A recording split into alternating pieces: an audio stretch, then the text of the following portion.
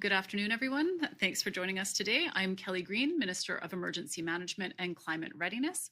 We are here on the traditional territory of the Coast Salish people, the Squamish, Musqueam, and Tsleil-Waututh peoples.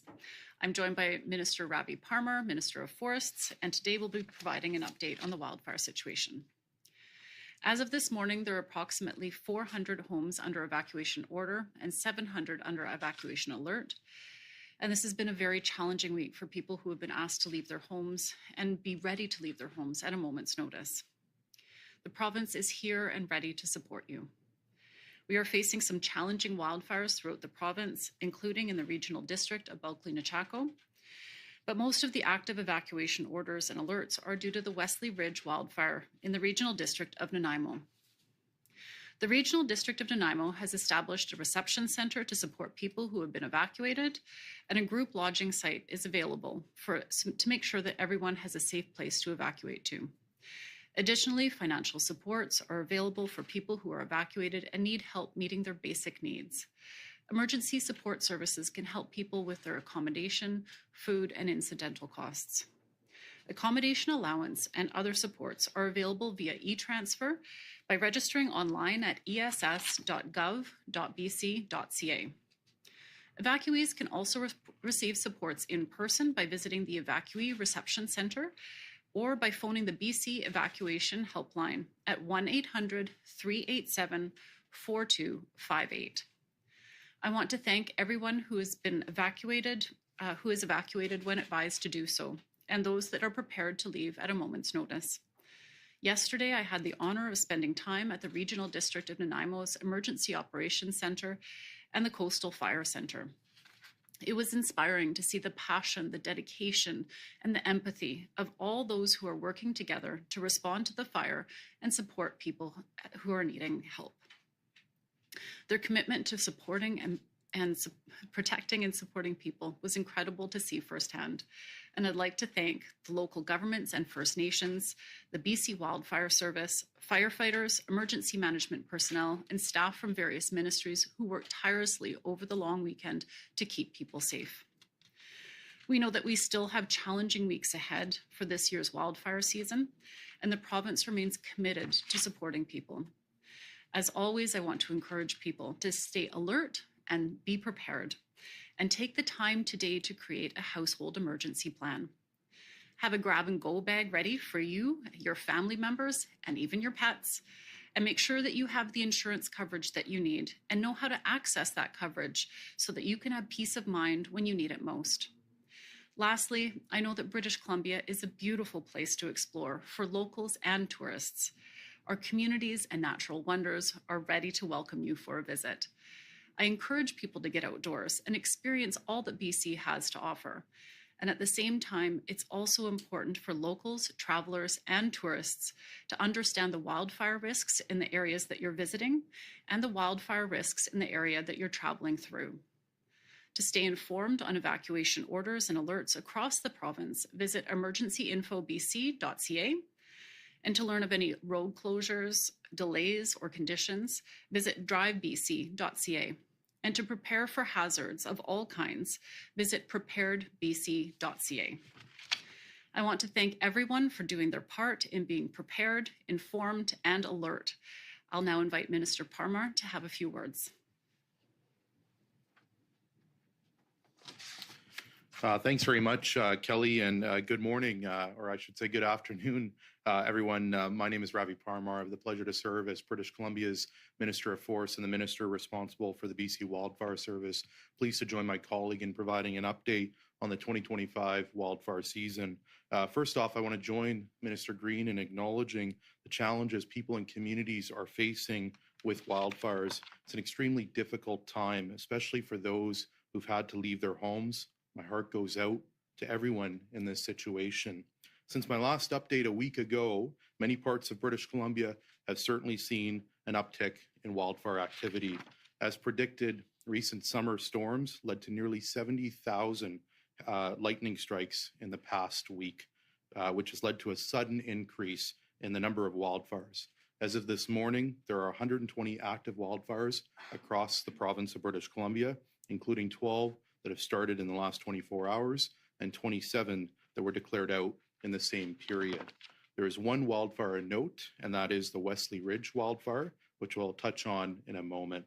In total, there have been just over 850 wildfires started this year. In comparison, last year at this time, we were just over 1,000.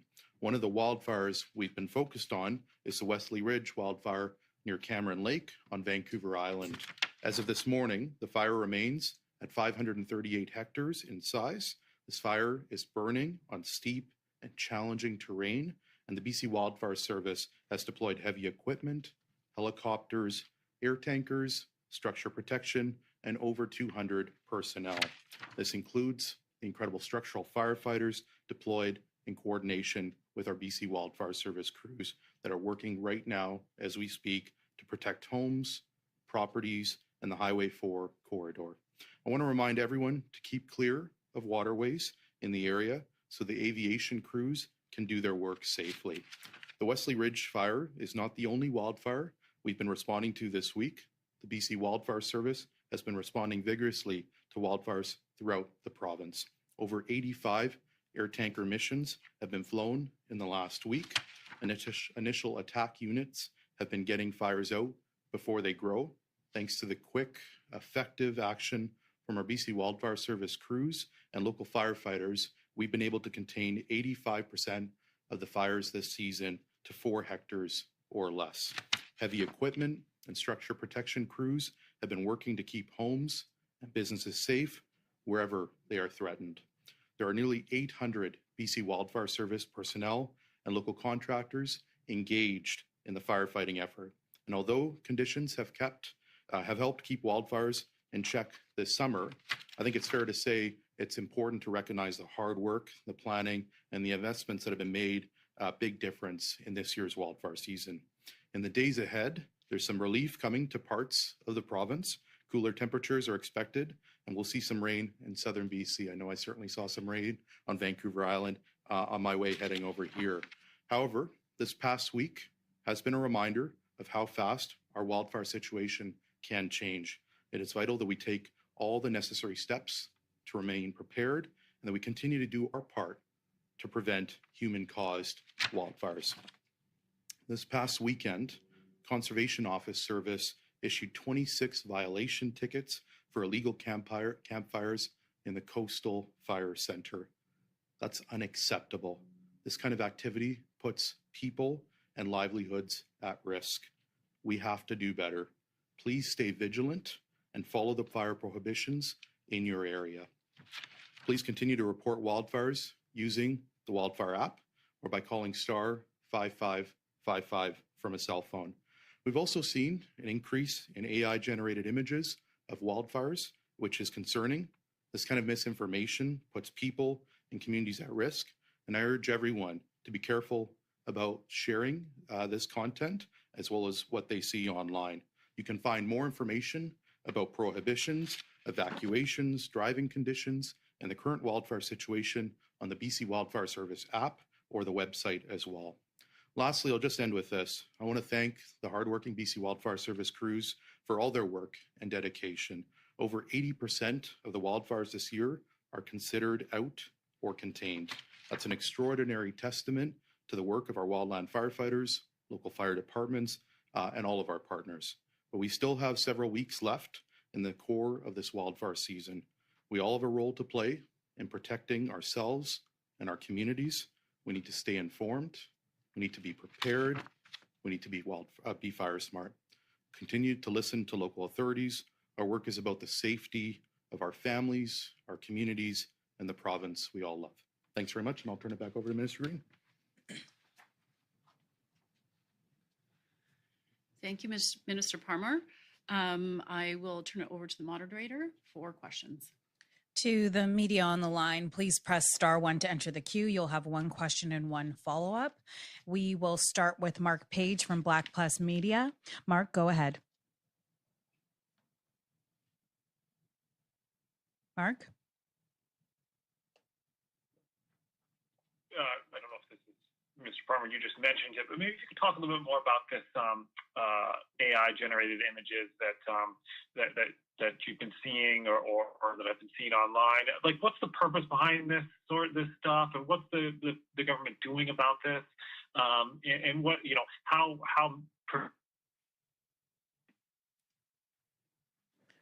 Mark, you've cut out. Mark, if you can just repeat the question, that would be great. Hi, can you hear me? Yeah, we can hear you. If you want to start all over again, that would be great. Go ahead. Sure. Yeah, I was just hoping that Minister Parmar could expand on his comments about the problems with AI-generated images and misinformation online. Just maybe a bit more about what the purpose behind some of these images are, what kind of images you're seeing the provincial government is doing to combat this misinformation. Sure. Thanks, Mark. Thanks for the question. Look, I think there's a desire from all British Columbians to want to do their part to share information. When a wildfire occurs in a community or any type of disaster, we often go to social media. We often go to text message chains and families. I know that my family has a text chain that we use throughout the day to be able to keep ourselves updated on what's going on in our world. And I think in this instance, what we are sharing and what we are hoping British Columbians will keep in mind is that it's really important to look where you get your information from. We've taken a number of steps over the last number of years to continue to update the BC Wildfire app. There's a level of transparency that has increased over the last number of years to the tune of providing regular updates on the size of hectares, providing photos and videos of fire. And so the message that I have to British Columbians is please be cautious of where you get your information. Be aware of AI-generated content. And if you want to know where you can get the best information, the most up-to-date information, the BC Wildfire app is a place to go.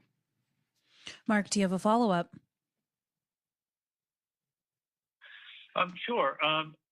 Obviously, you mentioned that, how many fires have been, held to 4 hectares or less this year. And, maybe you could talk a bit about what new technologies are being deployed, specifically, there's expanded use of night vision technologies to battle fires at night and how much of an impact this is having. Yeah, thanks, Mark. I think it's having a huge impact. I really got a lot of pride in Cliff and the team at the BC Wildfire Service. Many would expect when the wildfire season is over, they're taking a long break. They're not. They're preparing for the next wildfire season. And again, utilizing world-class technology here in British Columbia. We have a predictive services team that I'm sure Cliff can talk more about that provides a real good sort of data collection to be able to help inform the decisions we make. But as it relates to technology, some of it's really simple. It's making sure that we've got contracts on the ground. We've got a heavy strike team that we're deploying in 2 parts of the province that utilizes forestry contractors to help support the work that we do. I shared a number of weeks ago that we've got a great partnership with UBC Okanagan to use wildfire detection cameras. We're going to be deploying those across the province over the next number of years to be able to better support. Maybe I'll turn it over to Cliff to fill in the gaps on some other things that the BC Wildfire Service is up to. Yeah, thank you very much for the question, Mark, and Minister, for your response. Just to go a little bit deeper into the night vision technology, as well as a couple others. One of the pieces for us is as our fire seasons have become increasingly more challenging tactically for us to suppress fires during the heat of the day. Many in BC realize that we're starting to break temperature records every year. We're seeing our fuels are drier than they've ever been before. And we have had a few press conferences this year about the drought situation in BC. And all of that together really culminates in the fire environment as more aggressive fire behavior, longer firefighting seasons, and sometimes fires that are very difficult to suppress during the heat of the day. Night vision has allowed us the ability to really step up our night operations game, which we have always fought fire at night.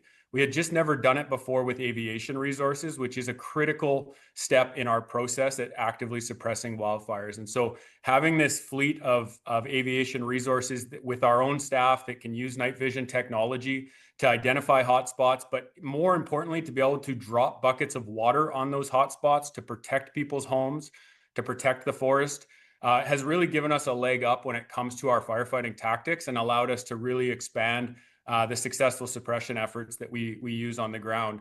In addition to that, we've also evolved our air tanker fleet over the last couple of years using more modernized technology, including the technology they have on board, but also I would say diversifying our fleet, ensuring that we have both amphibious aircraft that can both drop retardant as well as scoop water off of large water bodies like Okanagan Lake, as we saw last week, as well as more aircraft in our system. So we have more air tankers in our fleet than we've had before. In addition, we have more helicopters in our fleet that we have had before, including the night vision ones.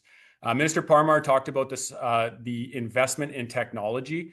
Part of the work that we do is science-based. We utilize the numbers, which we've talked about in some of our more technical briefings, like fine fuel moisture code, Duff moisture code, to really identify where our problem areas are within BC so that we can prepare the right amount of resources for potential fires. And that's what we've seen in the last 7 days, as we saw this huge increase in heat and relative humidity, the dryness going down, and us being in the teens for percentages. It's really allowed us the investment in that software to say, we need to have resources at the ready here, and here, so that if we get lightning, which we've seen a significant amount of in the last few days, we are at the ready to respond. And obviously the final piece I want to touch on, which is a kudos to the public.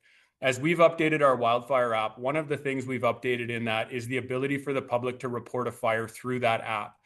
Inclusive in that is the ability to post a picture with the fire report.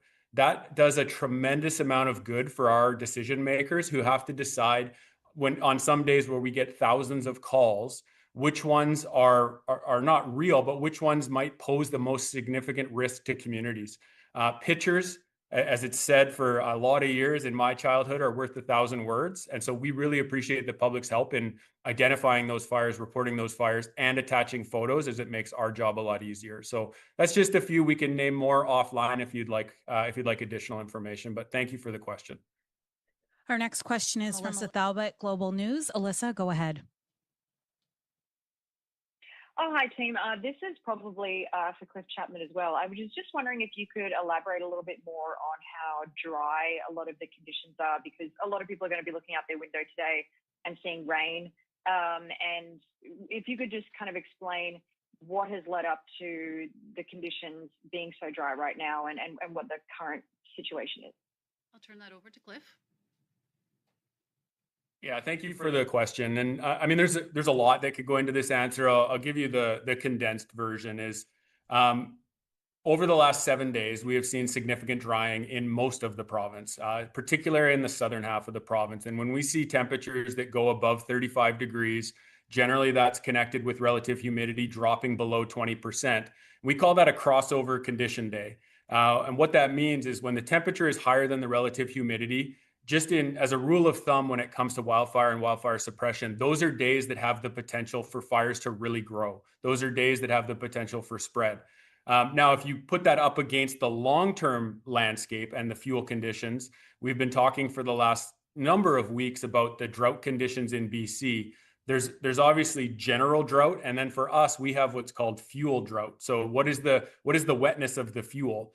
Being trees, grasslands, et cetera. And what we've experienced with the broader drought is that our fuels are also very dry. And so it takes less heat and it takes less of those crossover days for us to get to a place where fires have high potential to spread.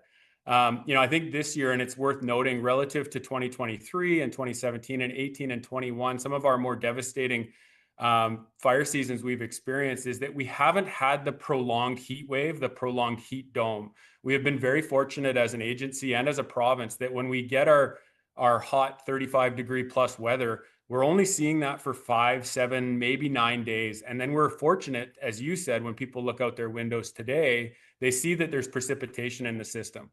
To answer your question, the challenge is it's not enough. So what it does is it resets our conditions, but only at a very micro scale. So we get a couple of days to really actively use direct attack on our fires, really meaning that we're tight to the edge of the fire and trying to stop it from going any further.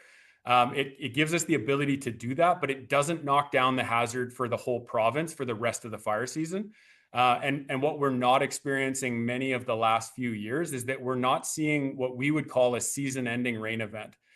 Which historically, and I've been in wildfire for almost 25 years, for 20 of those years, we often would see a season-ending rain event that would say, really, we don't have much hazard left. We might pick up the odd fire.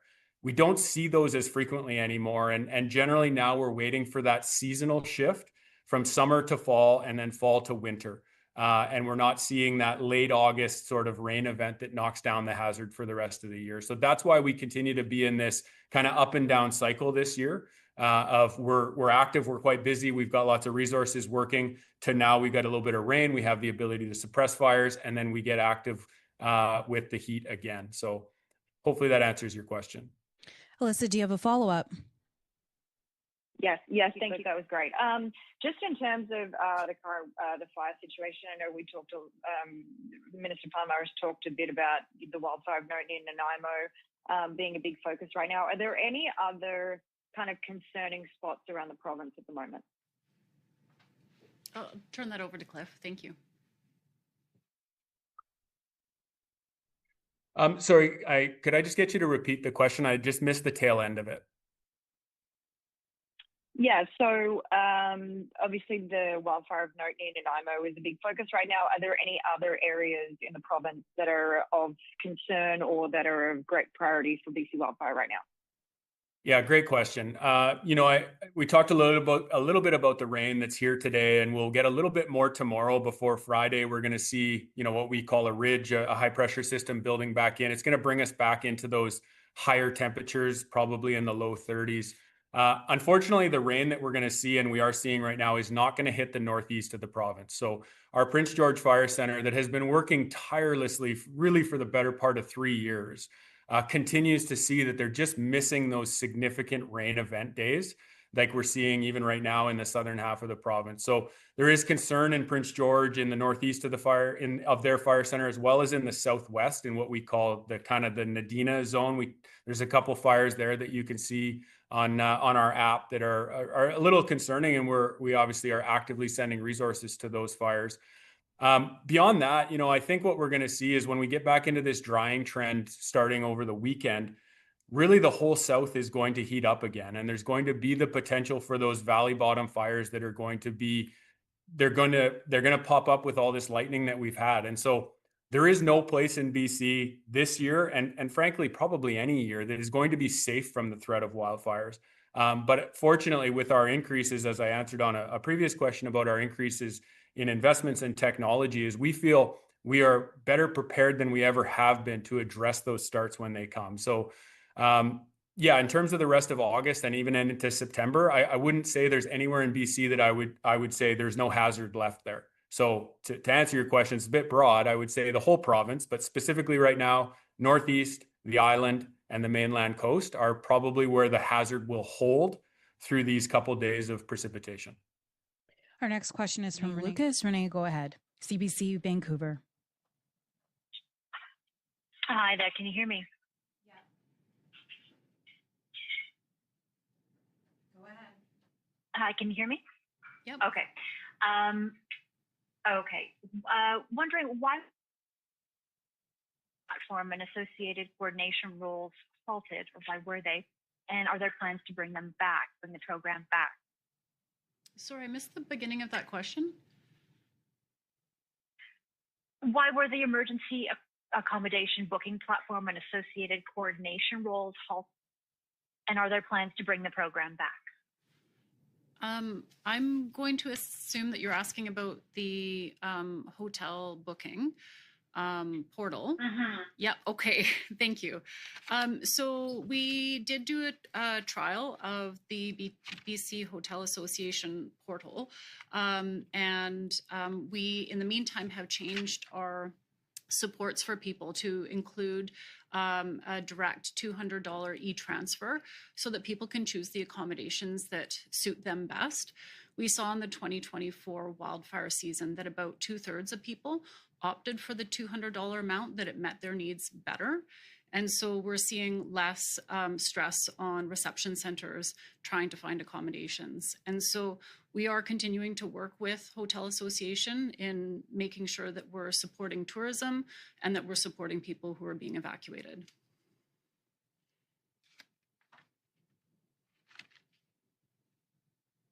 Great. And I suppose this is for Cliff, if Minister Parmar would like to weigh in as well. In a Facebook post, the BC Conservation Officer Service has issued around 16 campfire ban violation fines, totaling over 30,000 over the long weekend. Wondering if you have any thoughts or comments you'd like to share regarding campfires and the ban. I'll pass that to Minister Parmar.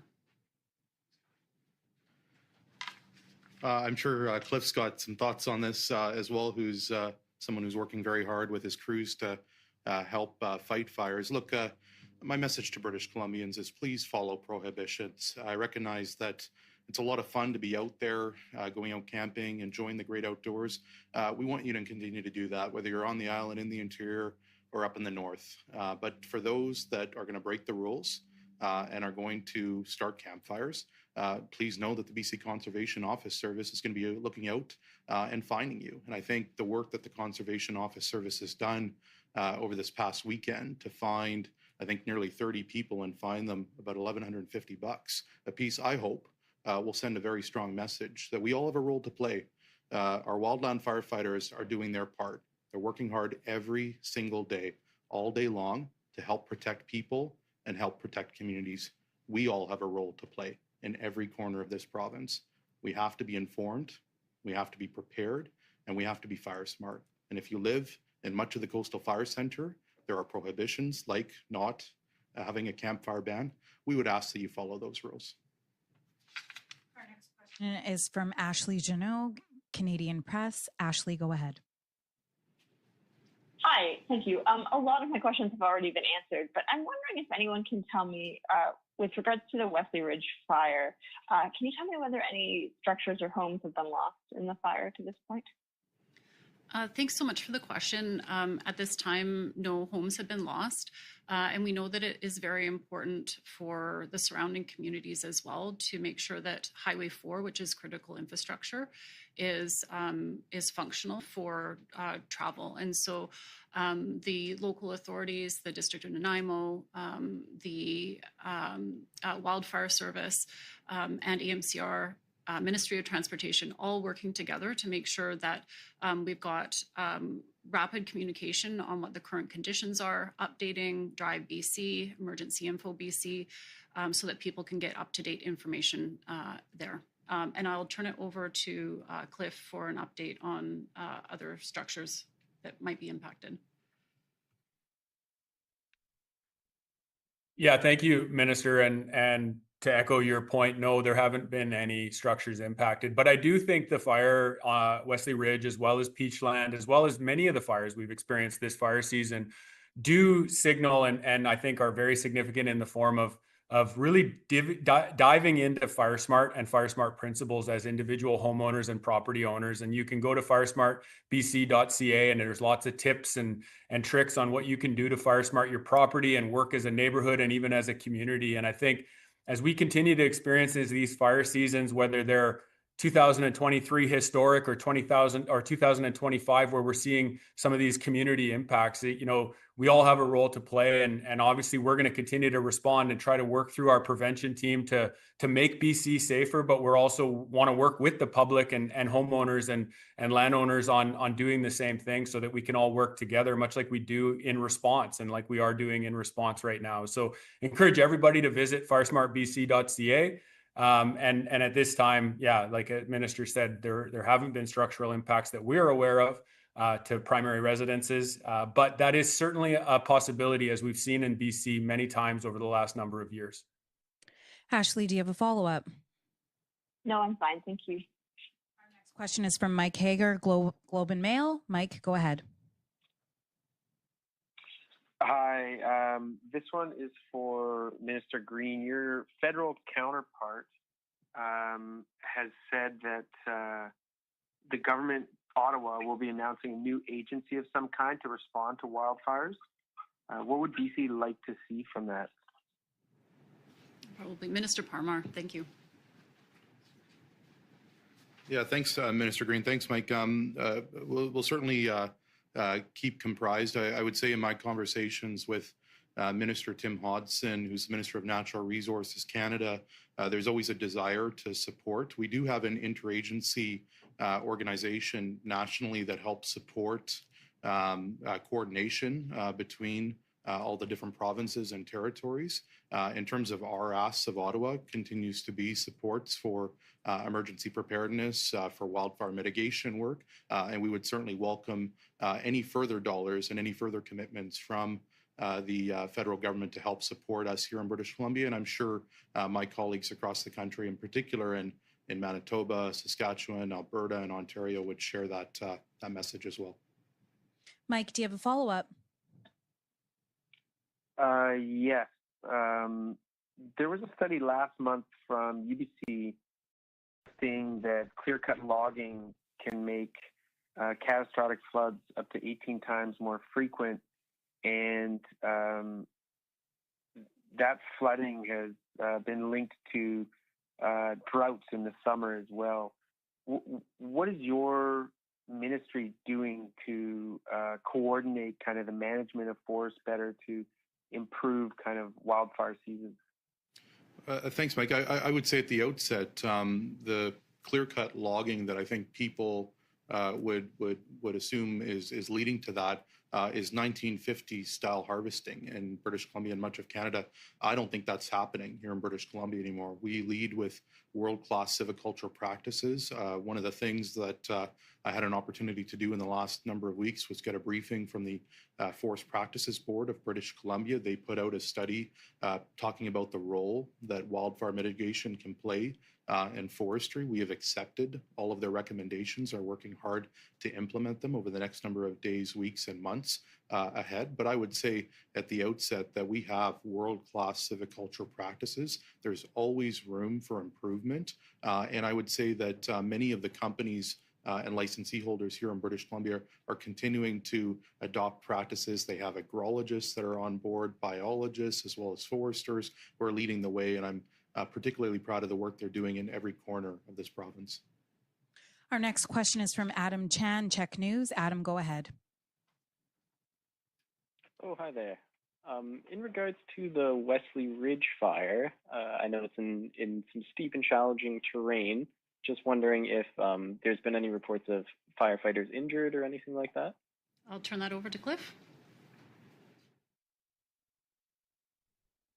Yeah, thanks for the question, and certainly appreciate the questions about our staff and their health and safety. It's something that we focus on significantly at BC Wildfire Service. That fire is in a particularly steep valley. You know, we have our incident management team, one of our 5 incident management teams out there. They prioritize safety of obviously our responders, also the community that is there, and any contractors that are working for us. So, you know, often we do see on these fires, on any of our fires that have a significant amount of people, we may see some minor injuries. But on that fire, there haven't been any significant injuries reported that I'm aware of at this point. We can follow up after the call and make sure that that's accurate. But, you know, we prioritize safety when we're fighting these fires, in particular when we're in these steep valleys that have the mountainous terrain that our firefighters are up and down multiple times a day. So I appreciate the question. I know our people appreciate that question because they are working tirelessly to try to protect communities when these fires happen, and their safety is paramount. Adam, do you have a Yeah, I noticed today Island Health put out a warning about smoke sort of in that wildfire region. Wondering if smoke and air quality concerns are an issue across BC or this area specifically. Yeah, for wildfire smoke, there's a number of things that people can do. One of them is to be inside with your windows and doors closed.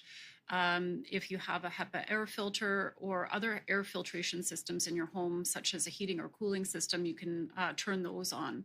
For people that don't have those options available to them, they can go to a public facility like a library, community center, an indoor mall, and have some respite there. We will continue to update people on air quality concerns, as well as information from the Health Authority. Thank you, and that concludes today's event. Thank you.